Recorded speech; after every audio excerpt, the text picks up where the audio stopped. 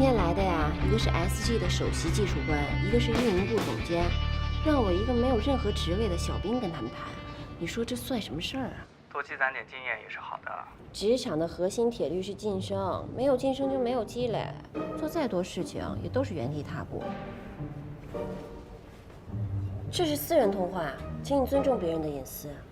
你想要隐私，那我建议你以后不要在公开场合打视频电话，不在自己身上找问题，什么事都先怪别人，也许这才是你一直无法晋升的原因吧。你是？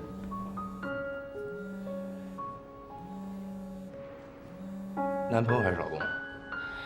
跟你有什么关系啊？你管好你自己的事儿吧，不要偷看别人手机，没礼貌。徐总，徐总，啊？哦，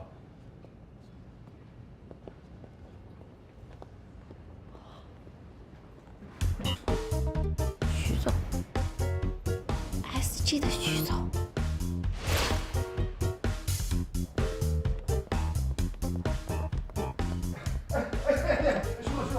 不好意思，来晚了。哎呀，实在是不好意思呀。哎，上茶，小罗，上茶。哎，上茶。我开完会以后啊，就去旁边的餐厅吃，那家餐厅特别好吃。我认识那个老板，是特色菜，它是这个柬埔寨的菜。夏言，你这干什么呀？你这是？徐总，忘了介绍了。这呢就是我们这个项目的负责人，夏言。不用介绍了，我们见过面。徐总你好，都是误会啊，希望您别介意。时间不早了，赶紧开始吧。赶紧开始啊！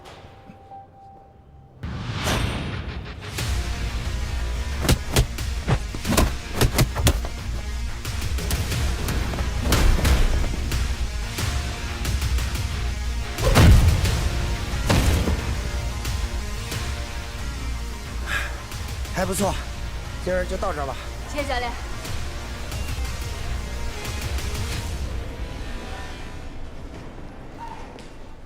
怎么了？一副没有对手的样子。嗯，来啊！来啊，练练。老规矩，不许打脸。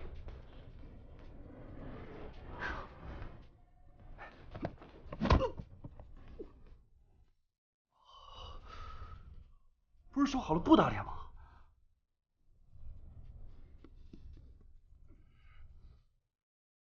再来啊！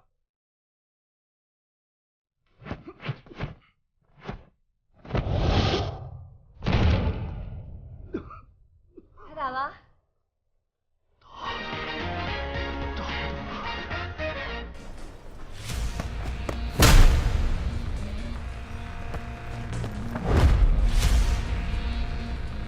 来人啊！快救救人！他受伤了！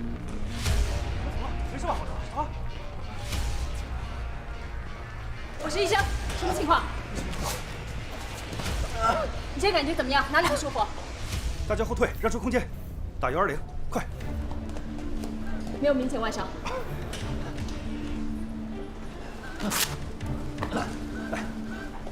怀疑有异物堵住了气管。我是医生，别紧张，配合我的口令。吸气，呼，吸气，呼，吸气，呼，吸气，呼。出来了。现在感觉怎么样？爱瑜伽就是这样一款针对都市女性用户集功能性和社交性于一体的瑜伽练习手机软件。哎呀，说得好，说得好！哎呀，太好了！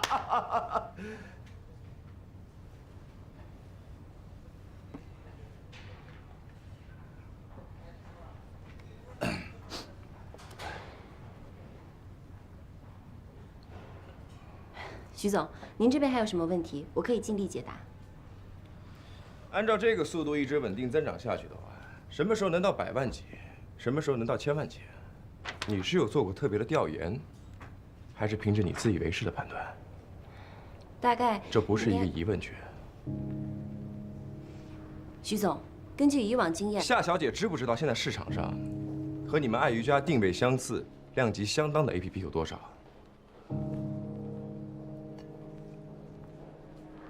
我所知道的竞争对手有天天瑜伽、Yoga Home。所以夏小姐，你们的项目里有什么专利性技术是别的团队无法掌握呢？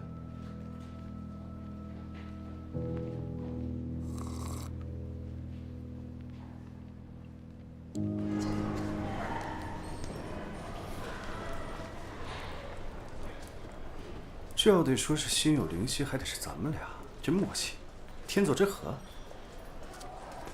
一会儿有时间吗？有，必须有。我去洗澡，咱们去哪儿？太好了，跟我换个班，我还有事儿。谢了。从今天开始，世界上多了一个冷漠的男人。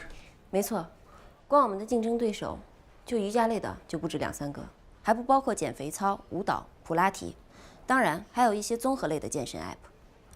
我想把爱瑜伽整合到 SG 秀我的平台上，是徐总您下一步的规划吧？可是，我为什么非得选你们呢？比起其他瑜伽类的 App， 我们做的最好的正是平台与用户之间的交互，所以我们更适合秀我。徐总，我想这正是您今天坐在这里的原因吧。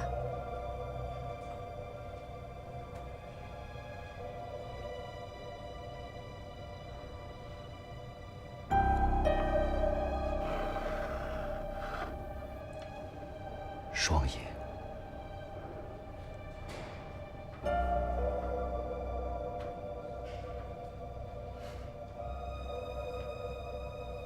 夏小姐这一番言辞的确很有感染力，毕竟这生意场上嘛，最终还是要靠产品说话。不是徐总，你再考虑一下。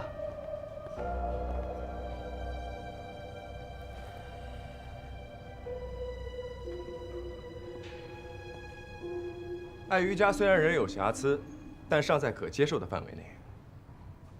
从今天起，项目交接就由夏小姐和我们运营部薛总监负责。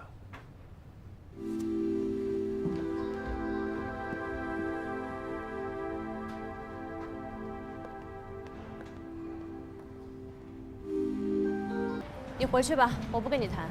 可是我们约好了今天的。我是 SG 的运营总监，你是星辰科技的普通职员，我们2个交接工作，这合适吗？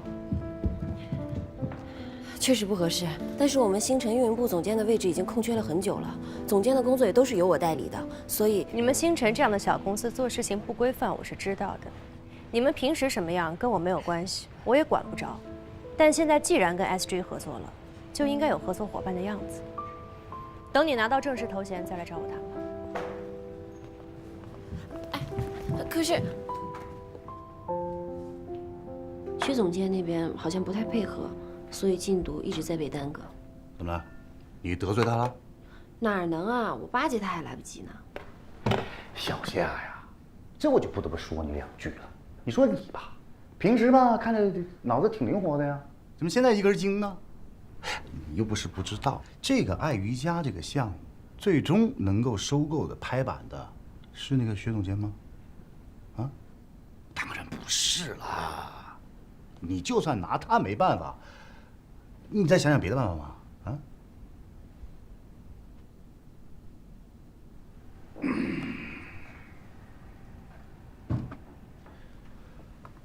我觉得这徐总啊，对你印象挺好的。孙总，你也知道，爱瑜伽这个项目，这是我们这1年用尽全力开发的项目，对不对？不管你用什么办法，也一定要把这个工作交接完成啊！不就一个运营总监嘛，这算什么？明天就能解决。好，孙总，您放心吧，我一定会全力以赴的。早啊，大家！你这蓝衬衫很好看嘛。哎，大家听说了没有啊？一会儿孙总有重要消息要宣布。什么消息啊？大清朝召集我们来开全体会议，和夏言有关。夏言？哎，你忘了？之前孙总不就说吗？和 SG 的这个案子谈下来，就升你做总监。哎，我可听人事部的同事们说了啊，工牌都已经做好了。来了来了来了。大家早啊！今天叫大家开个会。我们这个运营部的总监一直空缺了很久，都没有找到最好的人选啊。因为大家也知道，运营部对于我们公司来说那是核心，重中之重。我相信，这位新的总监一定不会让我们失望。没错没错。下面让我们以热烈的掌声，欢迎我们这位新的总监乔思思乔总监。哎呀，有请有请。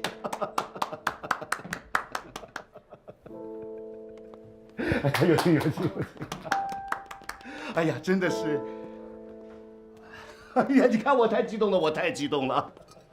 啊，我跟大家介绍一下啊，乔总监啊，毕业于伦敦商学院海归硕士，之前啊在一家500强的企业做营销总监。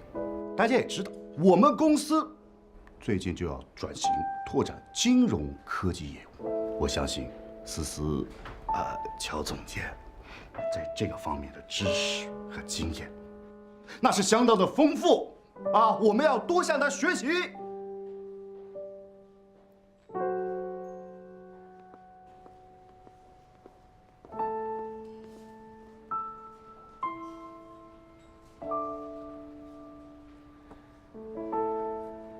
佳妍，你说这老孙也太不厚道了。爱瑜伽是你熬夜加班做出来的，卖给 SG 也是你连续加班1个多星期做出来的方案。这刚一卖出去，就立马拉一人进来享受胜利的果实，这太过分了。哎，我跟你说啊，这个乔思思啊，她是孙总的小情人。你可别瞎说，我亲眼撞见的，他俩在办公室。我偷偷录了音频，我给你听啊。我给你找。算了吧，你让我休息一会儿啊，我自己待一会儿。那我发给你。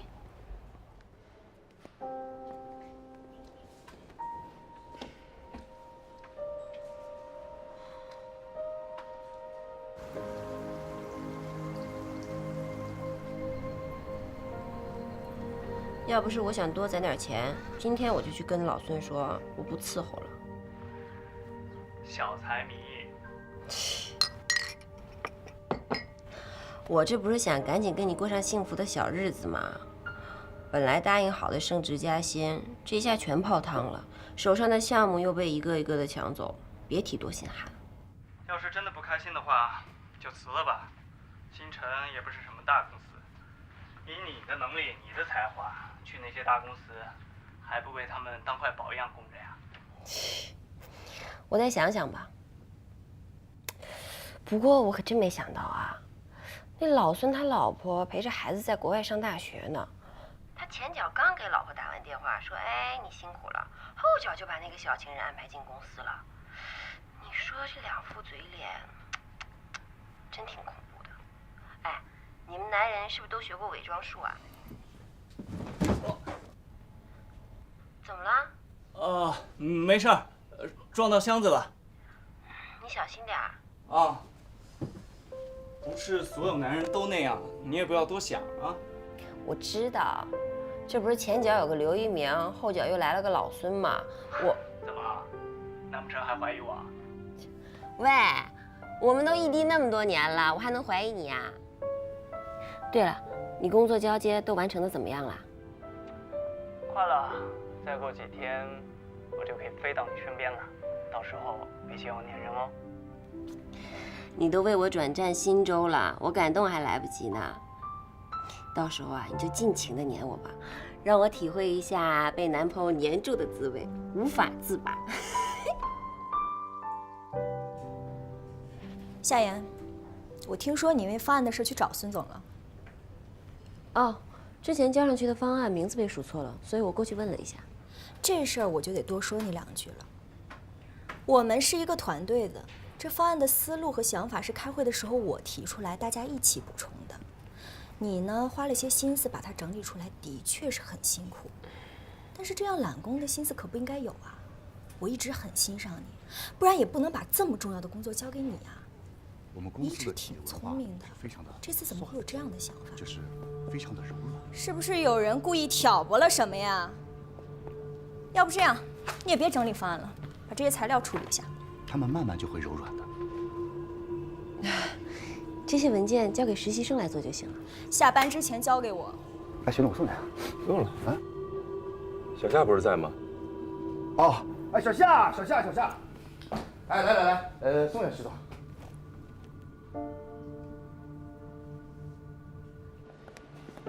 我本来还以为来 SG 做交接的是你呢。这些都是公司安排的，交接的事情，徐总您不用担心。我没有在和你说交接的事儿。我觉得你不是一个在真相面前不敢面对、委曲求全的人。徐总，您的意思是？我的意思是，你最近的日子过得还挺水深火热的吧？你这么聪明，知道自古功高盖主的都难得善终吧？所以接下来，你是打算继续留在公司忍辱负重，还是急流勇退啊？谢谢徐总您的关心，这些事情我自己会处理好的。哇，看来还真是在温室里待太久了。温水煮啊，渐渐熬去了你的斗志。你现在是一点往外跳的意识都没有了。徐总，您对合作公司的员工说这些，不太合适吧？什么？不合适的我都在你们孙总面前说完了。啊？哎，你跟我们老板说什么啦？哎，你到底说了什么呀？小磊呢？怎么周末还不回来？他们学校最近有领导检查，他这几天都加班呢。这么忙？也行，这样就没空难过了。夏言，你呢？那个乔思思还那么过分吗？你快来看看我的黑眼圈吧，我太难了。没事啊，一会儿咱吃点坚果，好好补补。嗯，你说你那工作那么烦，你干脆就辞了好了，咱不受那气。哎，成年人的生活有什么受气不受气的呀？再说了，你们也知道，我虽然有点积蓄，但林浩马上就要回来了，我爸妈也要过来，还要买车，哪儿都需要钱。小磊跟我们说了那个车的事儿了。哎，你放心吧，大不了那房租你就别交了呗。那不行，我们说好了，房租还是要给你的。咱们都多少年了，还跟我计较这个？不是计较，是分寸。哎呀，你就别想那么多了，大胆往前冲。大不了以本小姐的财力养你一个绰绰有余。以你的财力，你还是踏踏实实给我好好想你工作的事儿吧，别到时候你妈妈把你的卡一停，还得夏言养你。大表姐，我们说夏言呢，又说我干什么？从我的角度看，如果有更好的选择，辞职其实也不错的。对了 ，SG 不是给你发出过面试邀请吗？怎么想的？哦，他们的人事部给我打过电话了，说有猎头推荐的，想要挖我，但是我还没想好呢。什么叫没想好啊？你们老板那卸磨杀驴的事儿都干得出来，你还为他卖命，是驴吗？去，就乔思思这种笑脸迎人、一肚子坏水的，指不定整出什么幺蛾子，你自己小心点。我倒不是怕他，我只是对孙总比较失望。我现在在公司啊，重要的项目我都碰不上，丢给我的都是些杂七杂八的活儿。我一毕业就进入星辰了，整整6年了，想到要走，我还有点舍不得呢。或许那个姓许的说的对，温水煮青蛙。我好像有点害怕面对外面的世界。你知道我查房的时候，经常会听到那些患了重病的患者和他的朋友和家人聊天的时候都说些什么吗？什么？他们会说，如果想当年我怎么样就好。人生总是有很多遗憾的，但是比起错误的决定，犹豫不决更让人遗憾。不是吗？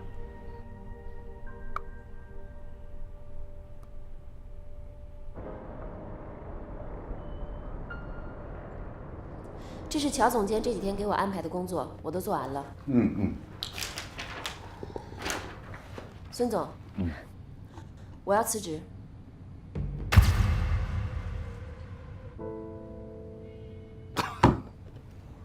小夏呀，你是干嘛呀？这是，之前咱们不是沟通好了吗？不是心里还有别的想法？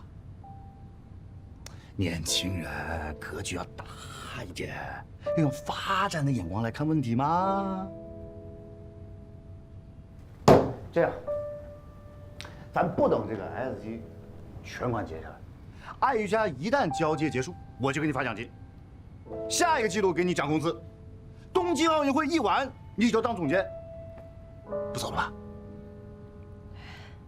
其实这些都是次要的，最主要的是，我个人的发展期望跟公司未来的规划不太合。这些年我在公司学到了很多，也成长了很多，感谢公司可以给我这个平台。其他的我也不想多说什么了。如果以后有什么需要帮忙的，孙总你可以找我，能帮的我一定会尽力的。孙总，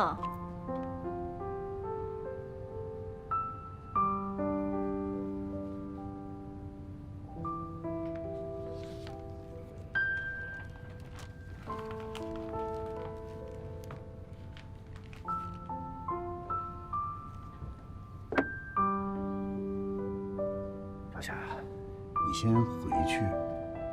咱们都好好想想，可以吗？毕竟，像我这么支持你的老板不多哟。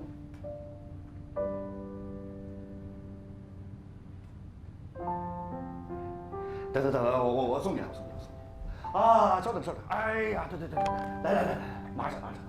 这个好，这个水特别好，它有点甜，你知道吗？哎，对身体特别好，喝了也会降火啊，好走啊。怎么？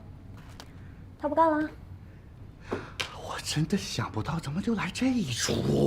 要走就让他走呗，既然心已经留不住了，你强留他，他还能安心给你办事儿？不是你说的容易，你知道吗？现在新城很多项目都是他负责，他要一走的话，一时半句我找不到人的。我看呢，他今天就是来找你逼宫的。走！哎呀，坐下嘛。喝茶。哎呀，我让他一下子走也行，但是万一他去了 SG， 回来失败怎么办？去 SG， 他也要能去得了才行。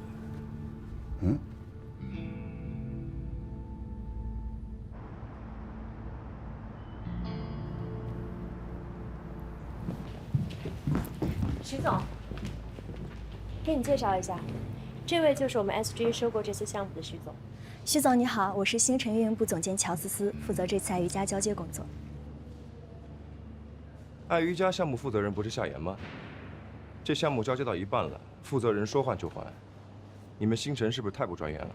徐总，不是这样的，夏言呢，他只是我们公司的一个普通员工，我们孙总很重视这次跟您的合作，所以特地换我来，这样级别上也是跟您能比较匹配的。哦，原来你们孙总认为我们 SG 现在才配得上乔总监亲自出马。徐总，您误会了，我也是才刚刚进入星辰。不过您别担心，我对项目的熟悉度不比夏言差，一定不会耽误这次进度的。那辛苦你了，我还有事儿，你们忙。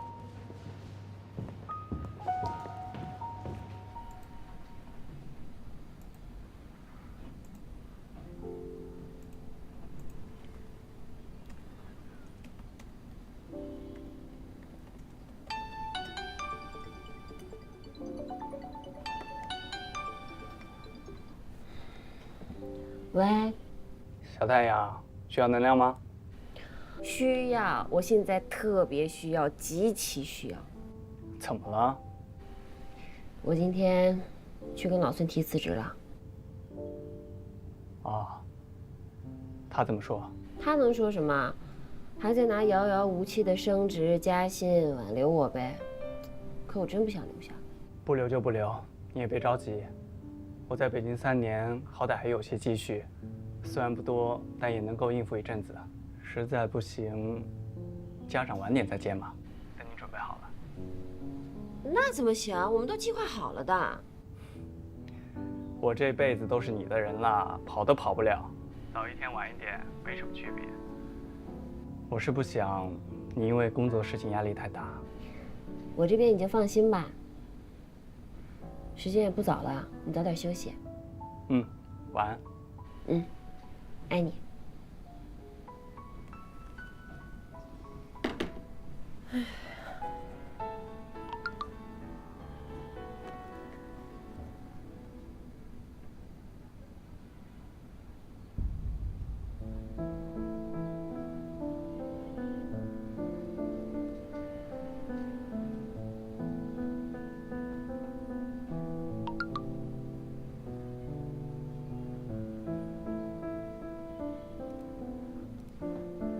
SG 的面试邀请函。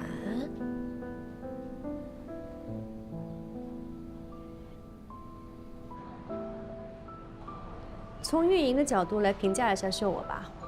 如果让你来做，你有什么想法？我认为秀我是一个针对女性用户比较成功的社交电商平台，不管是它的线上运营还是线下的主体操作。你对秀我的用户留存率有什么看法和建议吗？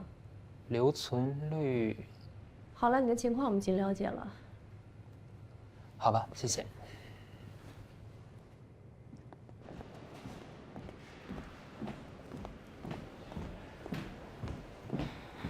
你好，我是来面试的，这是我的面试邀请函。好的，稍等，我查一下。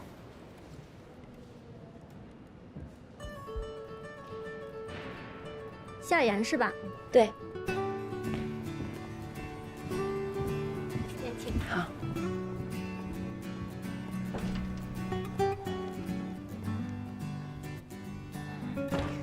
你好，我是来面试运营部运营岗位的夏言。坐。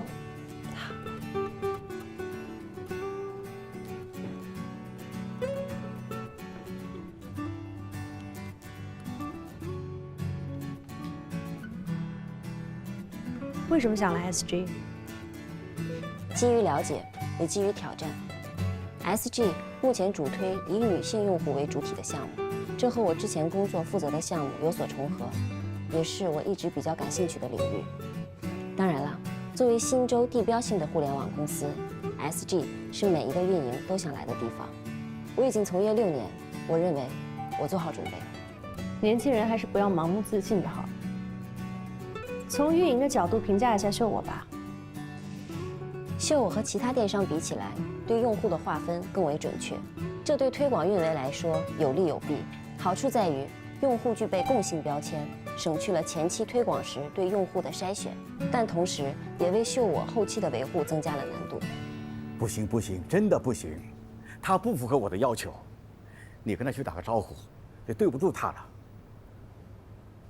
今天发现了一个小众家居店，你们看一下。好了，咱们就不说了，好不好看？我这面试的都来了，哎，我先挂了啊。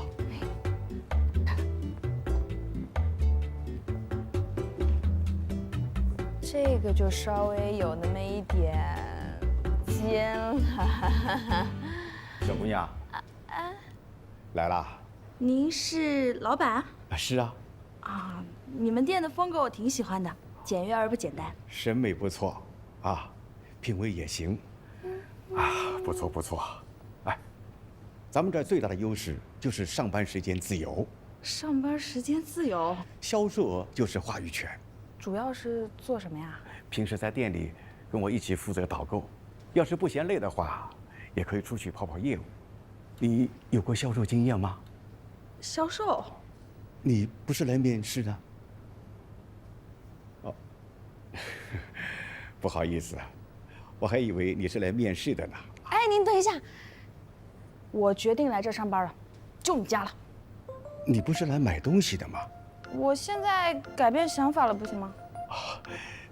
刚才听你说你好像没有销售的经验，那可不行啊。哎呀，你别磨叽了，签合同吧。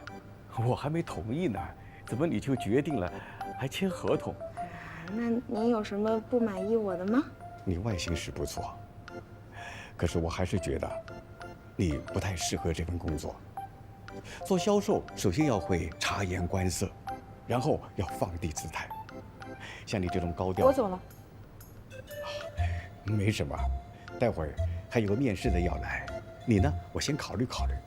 那您先考虑吧，我看中那套床品了，帮我包一下。好，我待会就打包。刷卡。 2张啊！韩董，是你？哦，是我妈。哦，真是精英人生，卡如其人呐。主要依靠网红自己与商家的合作，通过接广告的方式。 可是女性社交电商平台不只秀我一家，这就是问题所在。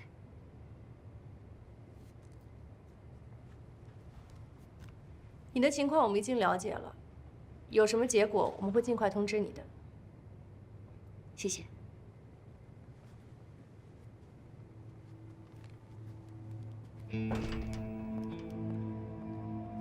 你们觉得怎么样啊？挺不错的，专业过硬，想法也挺多。 而且经手的项目成绩都不错，我觉得也不错啊。看来薛总监又有一名得力助手了。但是这个人呢，曾经是我们合作公司的员工，如果把他招进来，可是有挖墙脚之嫌的，在业界影响口碑都不好。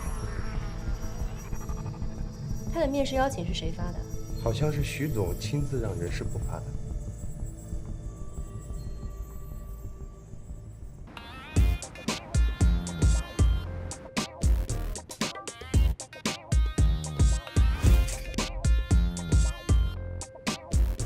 什么情况啊？我这一个家具店，你搞个吧台卖酒水饮料，这什么思路啊？这是？这就是创新啊！不过关键是我需要这么一个地方。你说什么？没什么。派叔，家具是死的，空间是活的。你觉得是地方值钱，还是我帮你下出去单子值钱呀？可是到现在，没有看见一份订单，这肉倒是先掉了一大块啊！ 这商场附近就您这一家家具店有个独具一格的吧台，我还起了一个小资的名字叫比心，心心相印。我在这直播一下，不出半个月就能成为网红打卡点，到时候客流量和销量只会暴涨。再说了，我那20万的粉丝天天求着我给他们开直播呢，好多商家拿出10万块钱求我跟他合作，我都不接。我免费给您推广，你还不领情啊？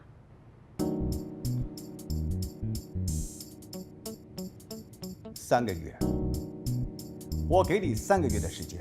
要是3个月里，咱店的销售没有明显提升，这吧台我就撤了。要是酒水饮料洒在家具上，也算你的。再也不能折腾这块地方了。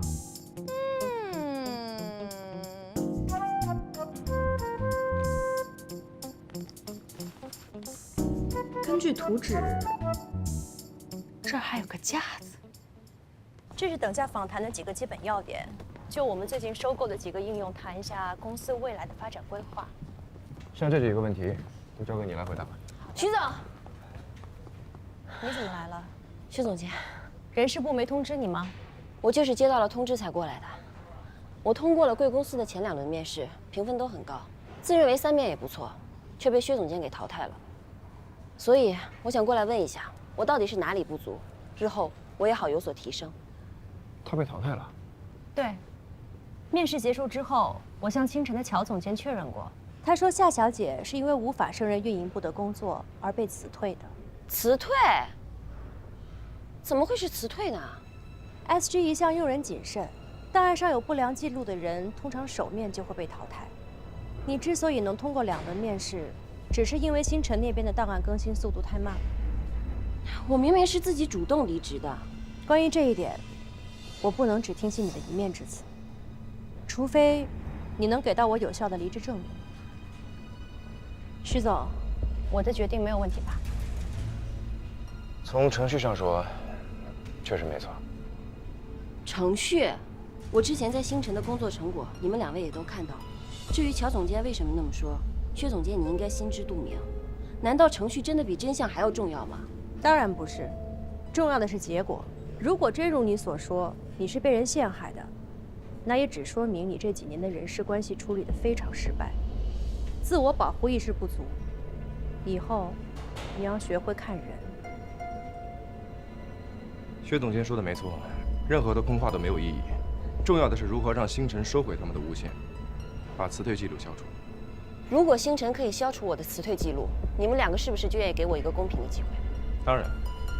面试已经结束了，人事在12点之前会确定录用名单。现在是上午9点半，也就是说你还有2个半小时的时间去确认自己的清白。好，我证明给你们看。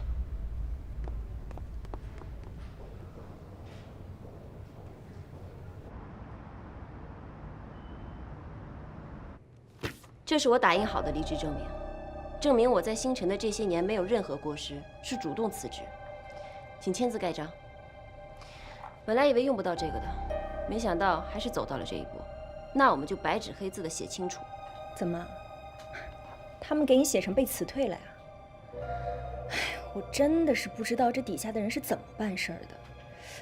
不过这人事部那边也是按程序走的，我这里有点忙，要不这样，你改天再来，我帮你问。我今天就要把事情给办了。那我可帮不了你了，我这儿还有个会要开，而且你已经离职了，在这里进出也不是特别方便。要不这样，你先到外面去。好，我本来是不想让孙总为难，才过来找你的。既然这样，我只能去找能办事的人来办。你找谁都没用，这离职证明得孙总亲自签字，我们才能盖章。但是这孙总今天好像还有事儿，来不了。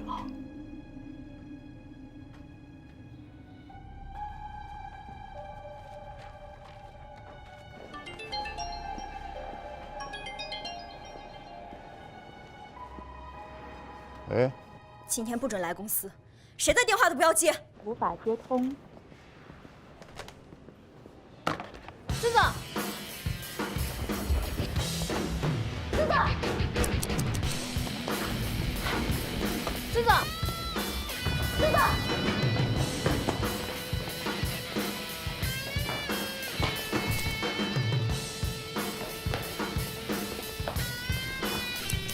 我们公司的未来发展方向不光是向外做进一步的拓展，而且是要向内做进一步的改革，尤其是在用人机制上，因为人才永远都是发展与创意的核心。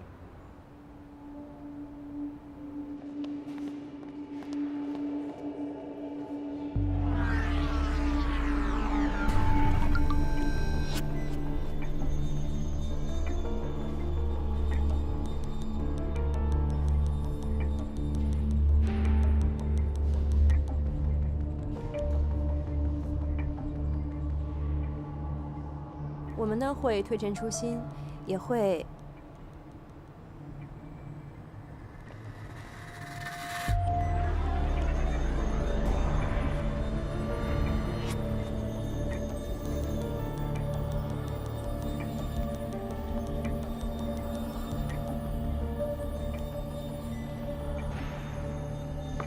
夏言，都这点儿了，你也该饿了吧？怎么样？要不要跟我一起吃饭去？我等孙总一起吃。等孙总？你等孙总恐怕要等到明天了吧？思思，思思，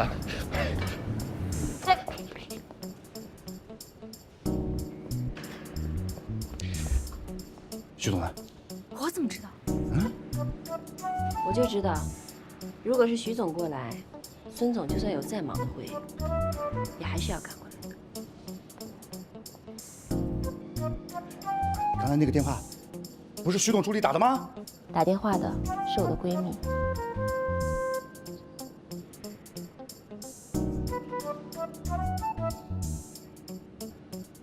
夏言，有什么事儿呢？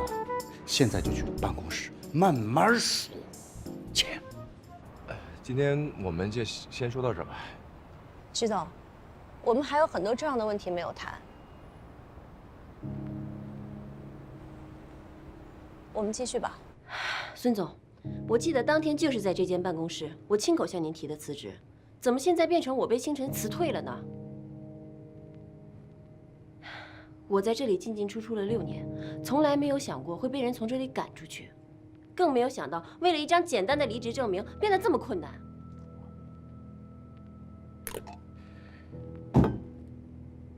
夏言呐，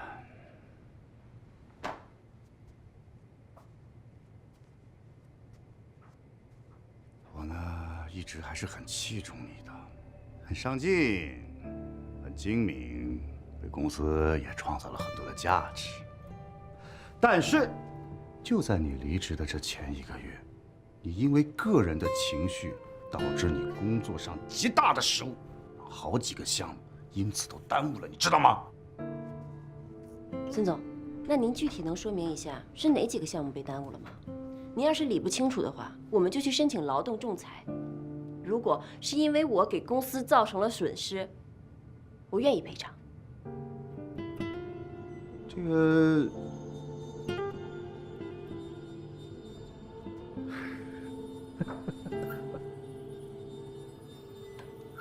好，项目的事情再说。但单凭 SG 未来3年的短期的规划和我们星辰未来项目，那可是存在着竞争的关系。你作为星辰的资深的运营，就算你离职，短期之间我也不会让你去 SG 的。我当初跟星辰签的劳务合同没有签就业禁止协议。无论如何，这份离职证明我是拿不到了，是吧？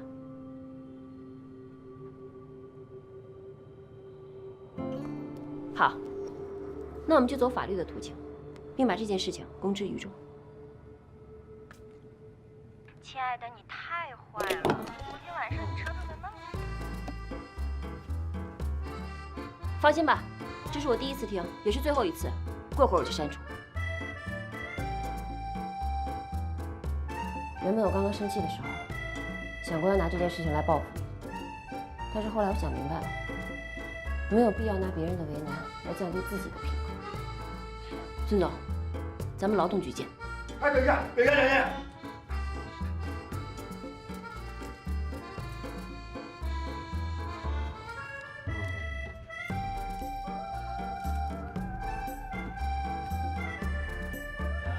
夏言，其实吧，我这么做都是舍不得你走，但是吧，你有更好的平台可以去发展，我从内心个人觉得很好哟，我愿意啊。这样，我现在就去帮你把离职证明给办了，好不好？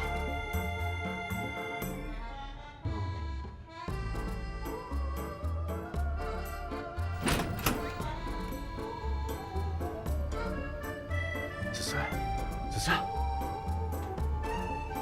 干嘛？帮夏言把离职手续给办了。我不去。现在去办呐！你凶什么凶啊？我去。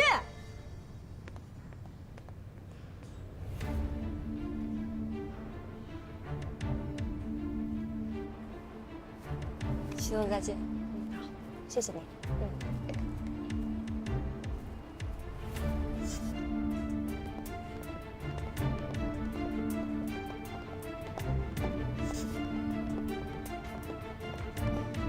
夏言，你来晚了，已经过了12点了。20分钟前，我已经把离职证明交给人事部了，这个是副本，你们看吧。能在这么短的时间内解决问题，夏小姐的工作能力确实不一般。即便如此，我们还是不能录用你。为什么？刘一鸣你认识吧？听说你带着几个朋友大闹他的婚礼，甚至还招来了警察。我们 SG 可是上市公司，是不会雇佣那些喜欢惹是生非的人的。刘一鸣和我朋友本来都已经准备结婚了，可是他却婚前出轨，所以我朋友就跟他分手。可是他却在同样的时间、同样的地点跟他出轨的那个女人结婚了。我们那天去婚礼现场，只是想让大家知道刘一鸣的真面目，还有朋友一个公道。如果这样在你们眼里也算是惹是生非的话，那么 SG 确实不适合我。等一下，既然是对方有错在先，婚礼的事就不能算是过失。薛总监，这事儿你确实应该重新考虑一下。不用了，因为档案的问题就轻易地否定到一个人，甚至都没有向当事人求证，这样的公司不进也罢。确实不能因为档案问题就轻易否定一个人，当然，也不能因为一个人的言行就轻易否定一家公司。你说对吗？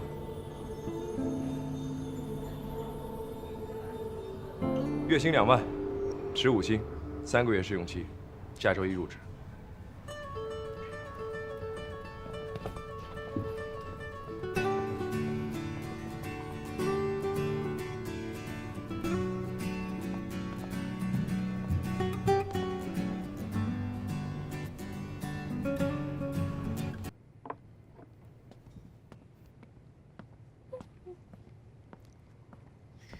怎么样？这地儿不错吧？以后可以成为咱们的根据地了。你这下班时间带我们过来厮混，不怕老板发现把你开除啦？我看他压根儿就没有打算长时间的做下去。开玩笑，你们可都是潜在客户啊！下了班还在工作，他们得给我加钱才对。大家注意啦，举起你们手中的酒，为了庆祝夏小妍同学未来的营销天后成功打入 SG， 我们干杯！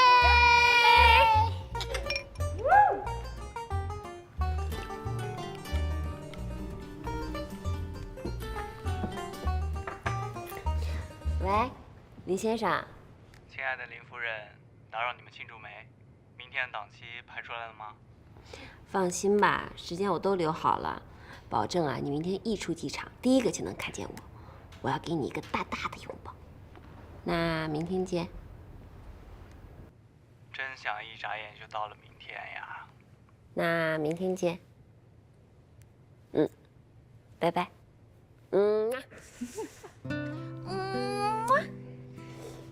异地就一天3个电话，等林浩回来，你们不得腻死我们呀？你又不是第一天认识他。啊，他们都在一起7年了，老夫老妻了都。我发现就是最近啊，知道林浩要回来，他们真有点过分了。不是在一起时间越长就更加珍惜吗？感情都是时间越长越深的。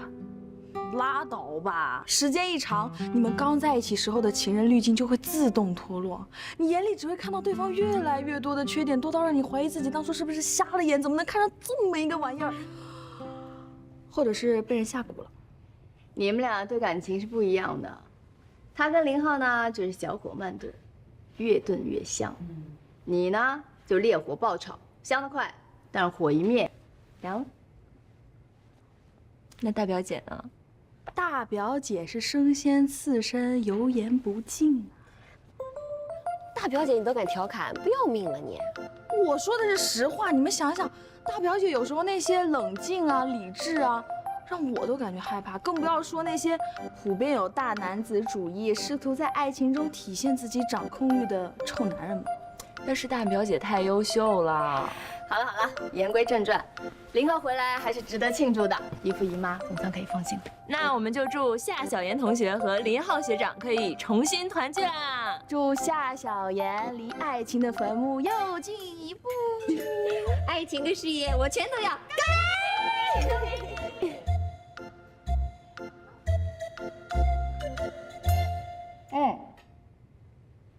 有件事还要提醒你啊，脚别胜新欢，不能耽误工作。放心吧，实习期这几个月我一定会胜任。有什么事儿就跟我们说，别自己扛着。对啊对啊，3个臭皮匠顶上一个诸葛亮。哎，你才是臭皮匠啊，我俩可不是。你怎么一个大学老师当着越来越像小学菜鸟了？要你管？哦哟，顶嘴了！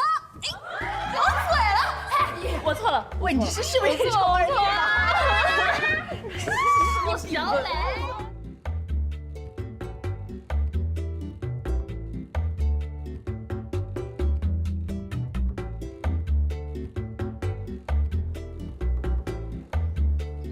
这都是些什么呀？塞得满满的，堵成这样，当然就不通了呀！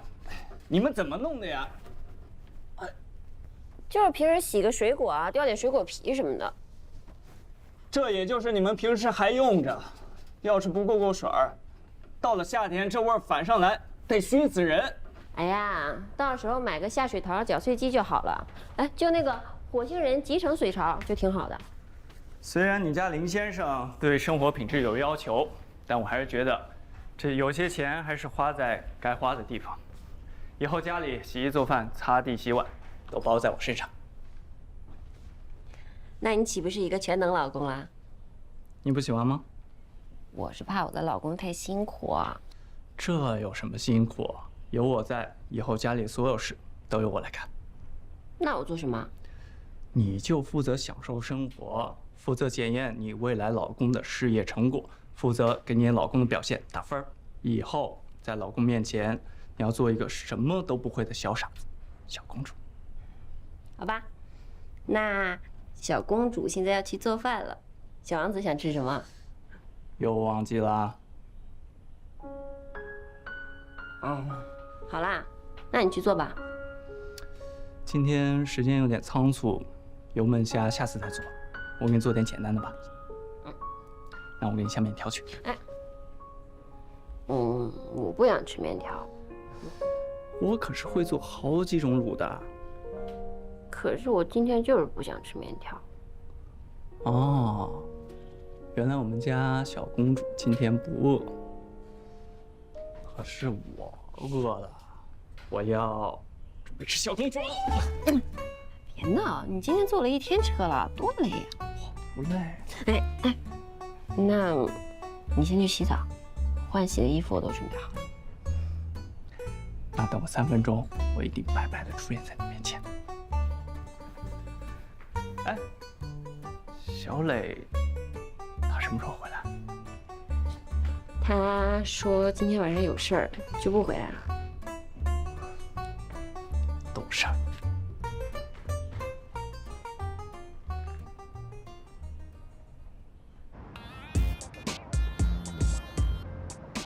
我先给大家介绍一下，这位是我们运营部新来的同事夏妍。大家好，我叫夏妍，之前在星辰科技负责爱瑜伽的项目，今天正式入职 SG， 请大家以后多多关照。你好，我是美琪。嗨，我是悠悠。嗨，我是艾米。我是小。你就不必了。夏妍，我们运营部实行末位淘汰制，每个月月末都会根据大家的绩效考核来打分。连续2个月分数垫底，就会收到黄牌警告；若是第3个月继续垫底，就会被劝退。小齐，你已经连续3个月绩效考核垫底了吧？今天可以去人事递交辞呈了。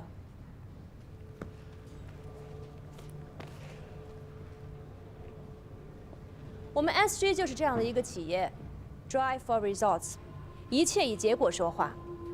不管你的过程当中有多努力，只要没有达到目标，那就是无效劳动。所以在这里呢，不要想着能够浑水摸鱼、耍小聪明、玩心机。不管你表现得有多刻苦，只要你没有完成任务，就会被劝退。我们会把机会留给那些更合适的人。我说明白了吗？明白，明白。悠悠，秀我新版本的第2季度线下活动策划方案，我们小组已经整理出了3份，今天早上已经发到薛总监您的邮箱里了。我看过了，没创意、没重点，不及格，推翻重做。给你们3天时间，一定要展现出秀我新版本的主推功能。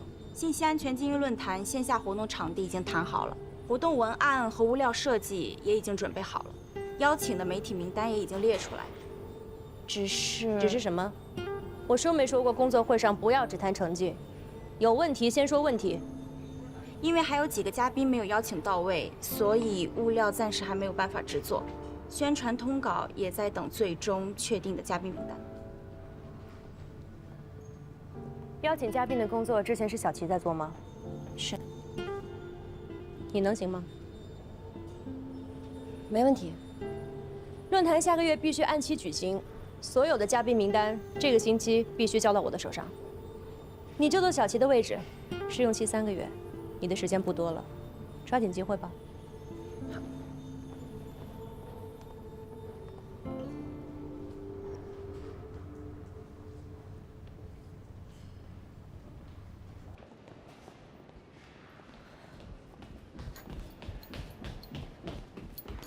小琪，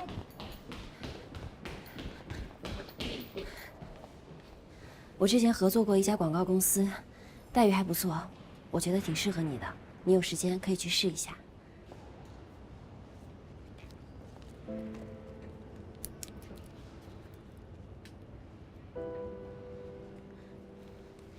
这个是他们公司的名字，还有电话。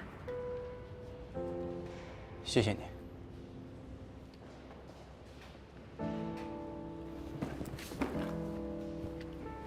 这是我电话，以后有什么需要帮忙的，尽管找我。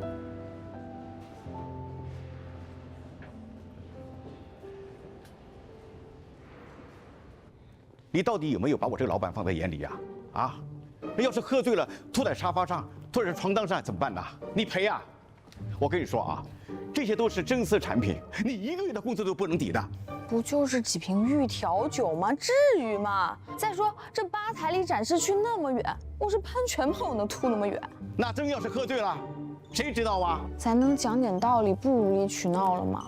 你要讲道理，好，咱们讲道理。自从签了合同以后，你1个星期到店里来过几天呢？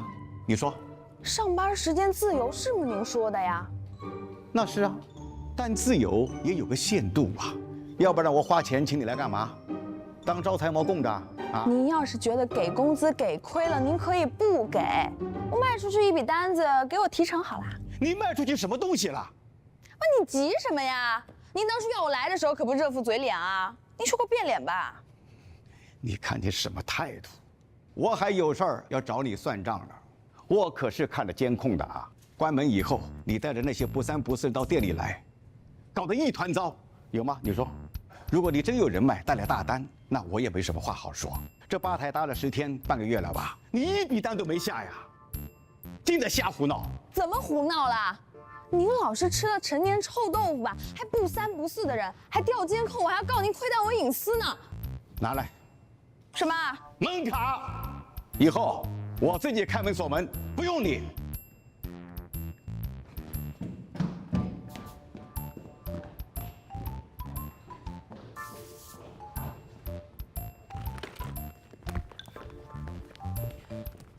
你可别后悔。我派书文化不高，还不知道后悔这俩字怎么写呢。我明天就让人把吧台给撤了。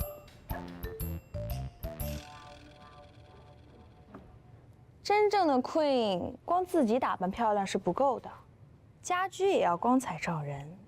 今天下午2点，小众家居店直播，还有超多福利。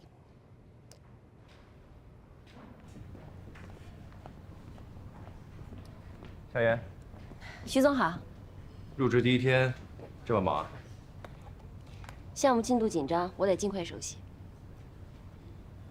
这身衣服不错，继续保持这种风格。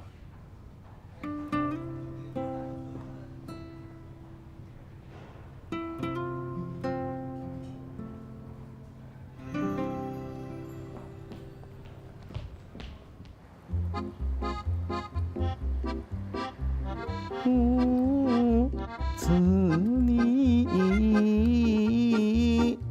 静悄。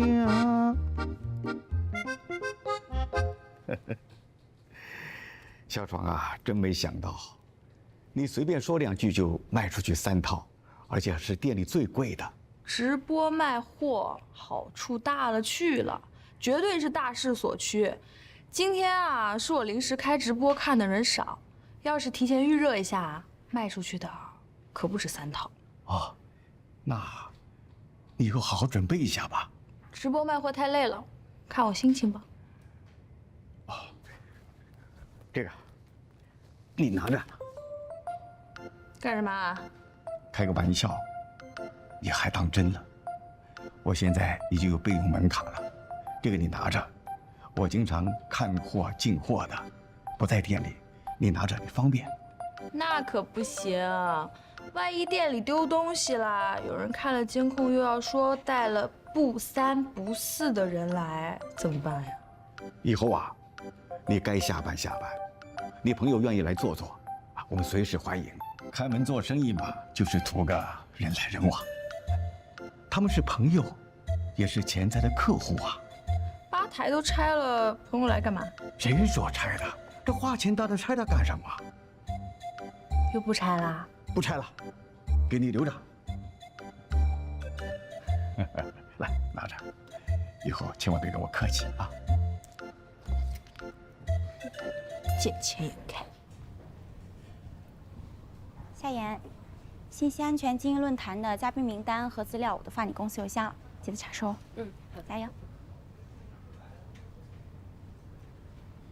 夏言，你是不是得罪薛老大了？你也觉得他对我有敌意？不是觉得，而是事实。他交给你的任务简直就是 Mission Impossible 啊！可是，在我的字典里没有 impossible。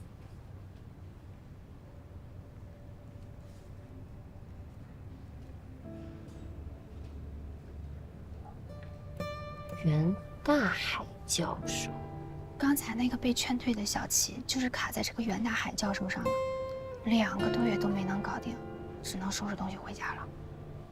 这个袁大海教授啊，是业内大拿，全国计算机安全信息领域的资深教授。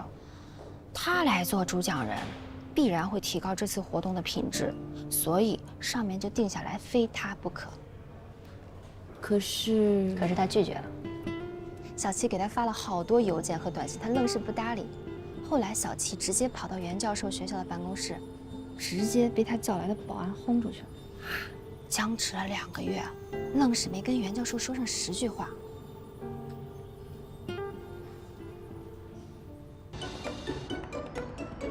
要懂啊，就把这个事情全部解决了，对不对？对。所以说你在这瞎讲，是不是？袁教授，根本都。袁教授。同学，有什么事吗？我刚刚听了您的课，有个疑问。说说。您说保护大数据信息的有效措施是基于开发公司的良心，还有用户的自我保护意识。哦，我说的不对吗？我们能够做的就是提供更安全的锁，但是呢，这个锁能不能用上，取决点并不在于我们造锁的人身上。那如果在建房子的时候，为这栋房子特制一把安全锁呢？小姑娘，你是几班的？你可以把你这个想法呀，好好的构思一下，然后写出来，我们一起探讨。对不起，袁教授，我不是这个学校的学生。我是 SG 运营部的夏言。袁教授，您能给我几分钟时间？胡闹！小王，叫保安来，这里有不是本校的人在捣乱，赶他出去。袁教授，我们袁教授不接商业活动的，你别再来烦他了。我们不是商业活动。再怎么赶时间也要吃饭的呀。我先不跟你说了啊，我有点急事儿。袁教授，袁教授，怎么你也找到这里来了？这是我们活动的资料，您看一下。小李，到。你好，袁教授，您下班了。他不住在我们这小区，不能进啊。是。袁教授，袁教授，我们的精英论坛真的是公益性质的，不是商业性质的。也不能大声喧哗。再见。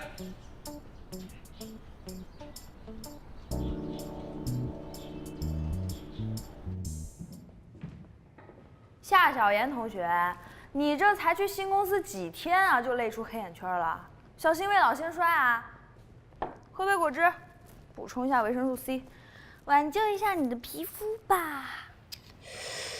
他不想参加商业活动，我理解，但是我们的活动明明不是商业性质的，他为什么连一个解释的机会都不给我呢？哎呀，你就别想了，有些人的脑子呢，不是我们都能明白的。你说袁教授一个搞网络安全的，随便去哪个公司不是高薪啊？非要留在学校搞学术，当一个穷教授，跟小磊一样不开窍。我突然间想起一事儿啊，上大学的时候，我给小磊介绍过一个高薪兼职，他也是说什么都不去，非要留在那书店打工。我当时想破脑袋都想不出来为什么。小磊肯定是觉得你那兼职不靠谱，在书店打工更稳定。才不是呢！你看你也想不通吧？我也是过了大半年才知道。他跟我说，那时候书店2楼有一个猫妈妈生了一窝小猫，他就是为了照顾那窝猫，才不肯换工作的。猫？对啊，莫名其妙。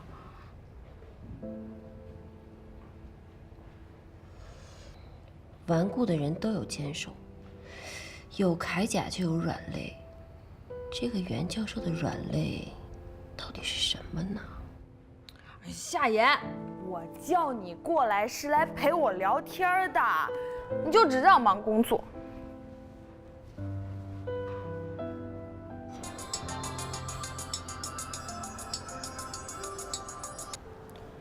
喂，半年前袁大海也参加过其他公司的活动吧？这几家公司的共同特点是什么？共同点。哦，我发现第一家公司是苏大计算机系的合作单位，第二家公司的 CEO 是他的学生。也就是说，都跟他的学生有关？好像是，而且我还听说，1年前袁大海帮他的学生联系了一家公司赞助，想做一个研究课题，但是因为学校的阻拦泡汤了，因此袁大海还找到学校领导大吵了一架。没想到，这袁大海对他的学生那么好。那不是一般的好啊。总之谢谢你，有什么新情报你再告诉我啊。当初他以为我是学生的时候，对我也挺好的。也就是说，学生就是袁教授的小猫？虽然不知道他拒绝我的原因，但是我可以给他一个让他无法拒绝的理由。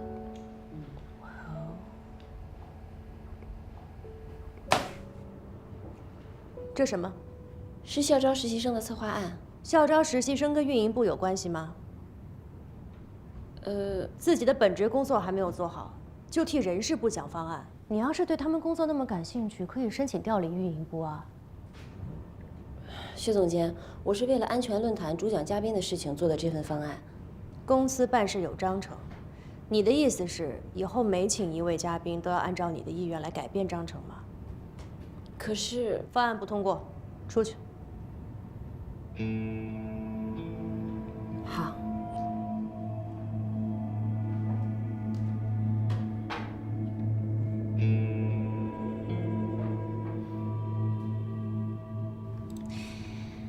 哎呀，终于下班了。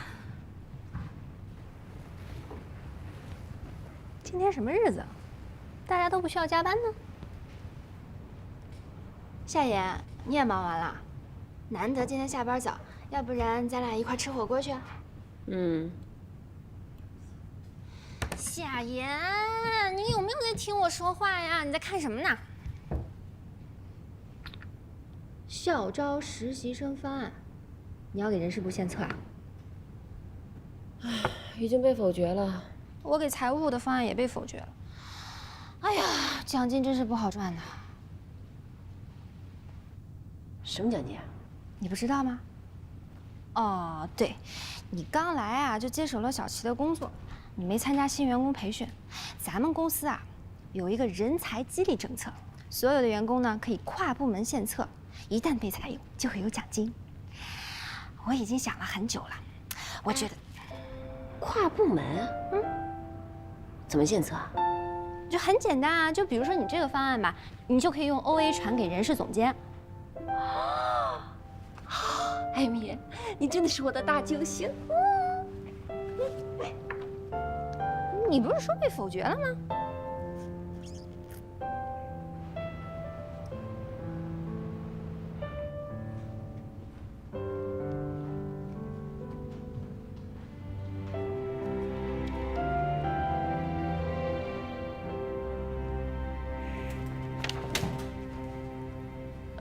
徐总，你找我有事吗？着装不错，不过你可以下次试着再放开一点儿。要是没有其他事，我就先走了。去找袁大海啊？你怎么知道？我看到了人事部的批复，你提交的校招实习生方案已经通过了，是为袁教授准备的吧？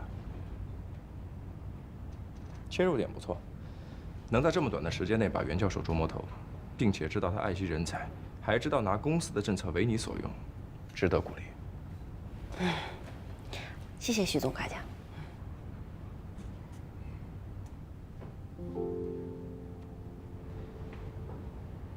你黑眼圈怎么这么重啊？别喝咖啡了。饮水机那儿不是有花草茶吗？该休息的时候就得好好休息，别到时候分了手，怨工作拖累了自己。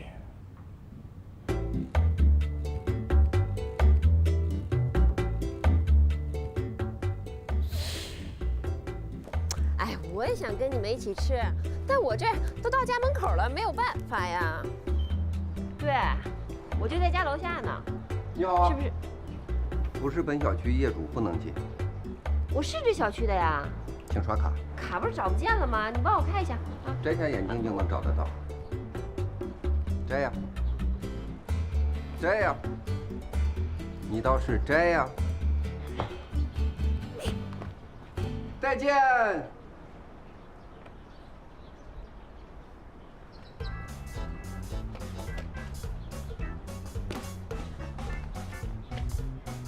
你好。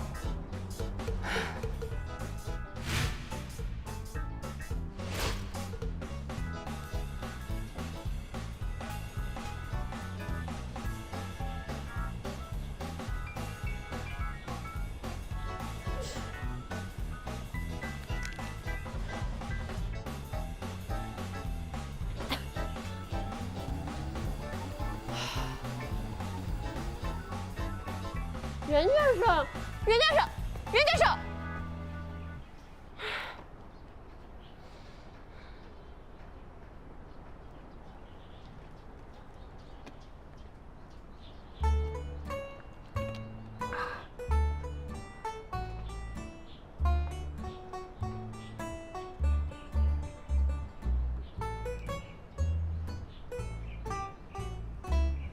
袁教授，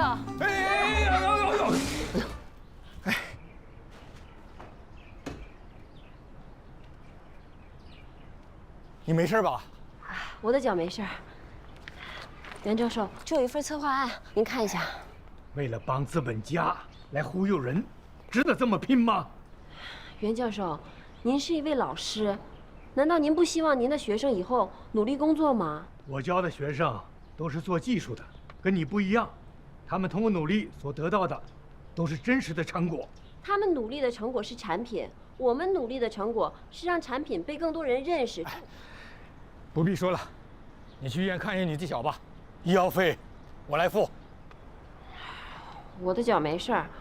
你还挺诚实的。我从来不说谎的。袁教授，这份方案与我们的活动无关，是关于您学生的，所以还请您看一眼。我的学生？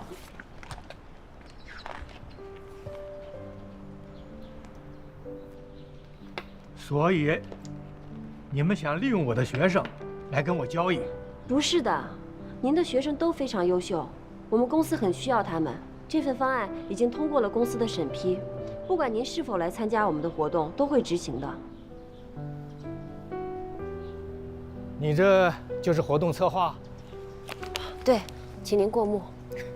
我不看，我相信这份策划写的一定非常好。可是我怎么知道你们会按照这个策划去执行呢？袁教授，这份策划书将由公证处公证，并由他们监督。如果有任何违背了公益精神，或者是违背了这份策划书上的内容，我们公司不但会赔偿您巨额的赔款，还会由公证处发布公告还您清白。这个你能做主？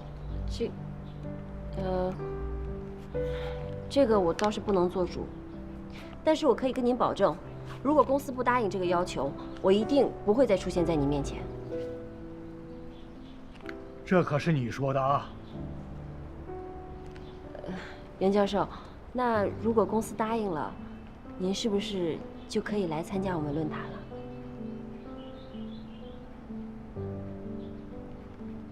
你的脚真没事吧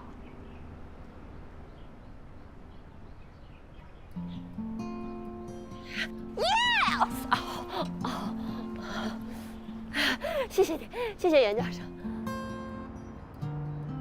论坛嘉宾的邀请情况怎么样？问题都解决了吗？袁教授已经答应做主讲人了，夏言已经把签好的合作协议带回来了。答应了。对，协议在这里。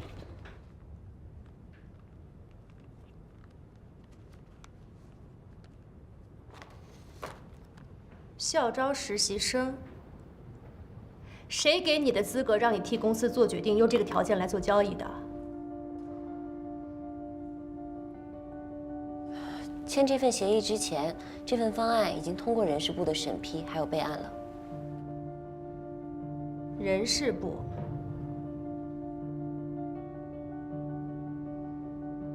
其他问题还有吗？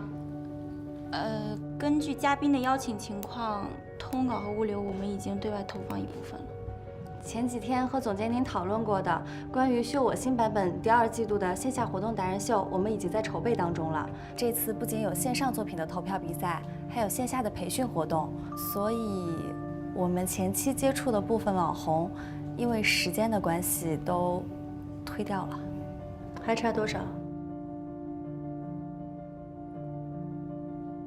还差15个。运营部现在的工作效率都这么低了吗？你们是都当末位淘汰制闹着玩是吗？秀我新版本下个月就要上线了，活动必须按期举行，意味着你们至少要提前半个月积极预热。一共才50个人，给我差15个，这个月绩效还能不能完成了50个人，需要这么多吗？Amy， 既然你无法胜任，就把手头工作交给夏言。SG 从来都是效率为先，能者多劳，我们不给任何人机会拖公司后腿。所有人提高警惕，打起精神，不要以为走了一个小棋，你们每个人就多了3个月的时间。